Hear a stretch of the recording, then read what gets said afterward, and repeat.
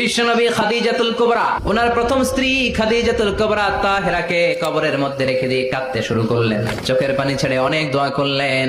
দোয়া শেষে সব সাহাবারা ঘরে ফিরে যায়, বিশ্বনবী যায় না। সাইয়েদনা আবু বকর বললেন, ও নবী চলেন ঘরে যাই। অনেক তো দোয়া করলেন, বিশ্বনবী বললেন, আবু বকর তুমি যাও, আমি যাব না। এইটা সাধারণ মহিলা না, এটা বিপদের দিনের সঙ্গিনী খাদিজা। মক্কায় যখন আমার কেউ ছিল না, খাদিজা আমারে ভুলে নাই। এই একটাই মহিলা, যেই মহিলাকে আল্লাহ আরশের উপর থেকে সালাম দিয়েছে, মহিলাটার নাম খাদিজা। আল্লাহু আকবার।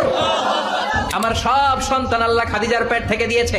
ফাতেমাতুজ জোহরা খাদিজার মেয়ে, যায়নাব খাদিজার মেয়ে, উম্মে কুলসুম খাদিজার মেয়ে, রুকাইয়া খাদিজার মেয়ে, আবুল কাসেম বিশ্বনবীর ছেলে খাদিজার ছেলে, আব্দুল্লাহ যাকে তাইয়্যিব এবং তাহের নামে আমরা চিনি, সেও খাদিজার ছেলে। সুবহানাল্লাহ।